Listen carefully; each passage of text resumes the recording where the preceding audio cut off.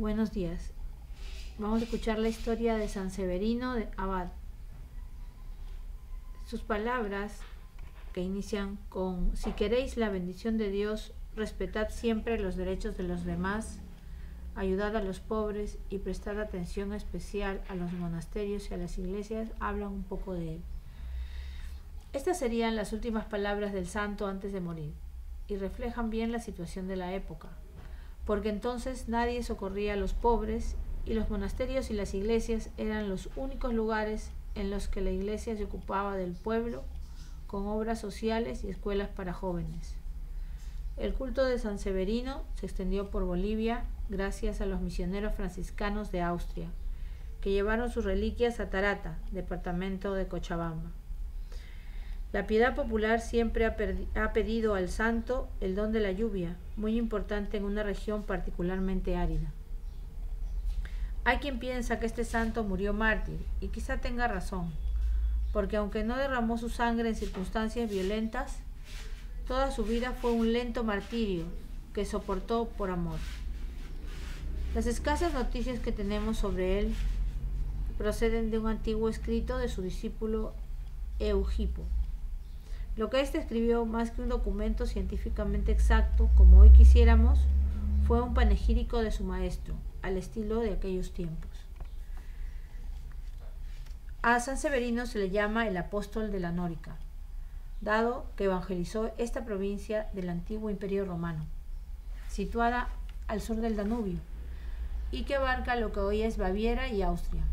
Nació en Roma de padres nobles, alrededor del año 410, y ocupó altos cargos civiles y militares.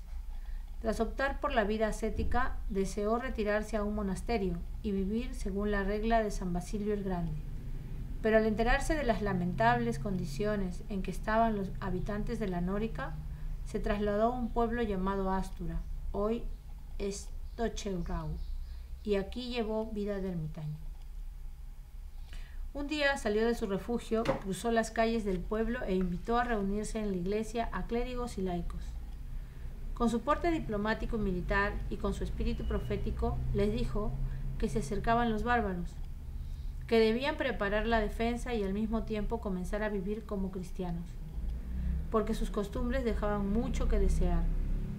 No le hicieron caso y se trasladó a Cumana, actualmente Olemburgo, una plaza fuerte situada a orillas del Danubio.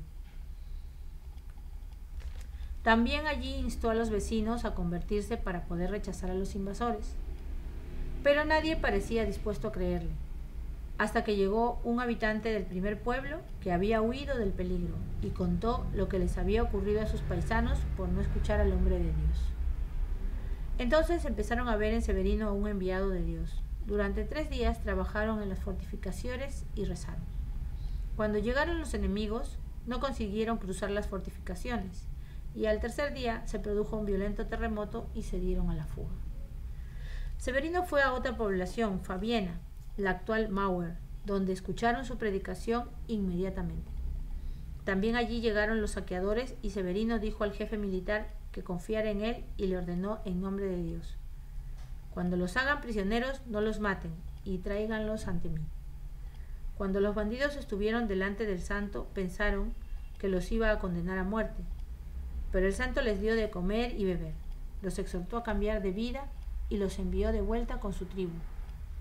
Severino prometió a los vecinos del lugar que si eran fieles al Evangelio, tendrían paz y prosperidad.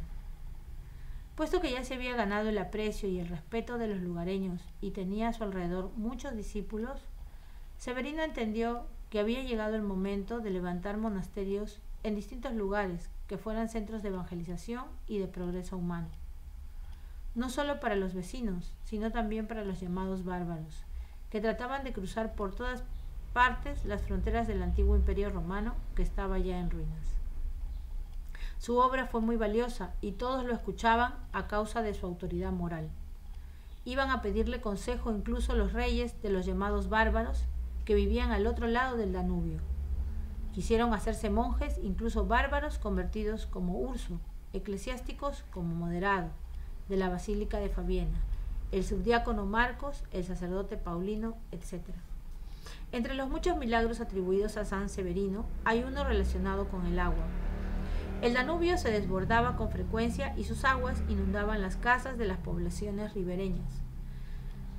Esto ocurría a menudo en el pueblo de Kunzin, hasta el punto de que la iglesia solía sucumbir a la violencia de las riadas. Eugipo cuenta que el santo levantó una cruz delante del templo y ordenó al río que no cruzara más aquel límite, y el río le obedeció. Puede que de esta historia surgiera el culto a San Severino, patrón de las lluvias. Hasta el día que murió el santo abad, se cree que fue el 8 de enero de 482, la Nórica gozó de prosperidad, pero tras su desaparición empezaron a sufrir vejaciones los monjes y los cristianos de la región, que poco a poco se trasladaron a lugares más seguros. Las reliquias del santo acabaron en distintas poblaciones, llegaron incluso a la abadía de Nápoles que lleva su nombre, incluso a Bolivia, gracias a los franciscanos. Su festividad es el 8 de enero, pero en Tarata, Bolivia, se celebra el último domingo de noviembre. Con esta historia podemos mirar y pedirle al Señor que podamos hacer lo mismo que San Severino, ¿no? Con la bendición de Dios, respetar los derechos de los demás, ayudar a los pobres y prestar atención a la iglesia. Que este día pueda San Severino también interceder por nosotros para que esto se dé.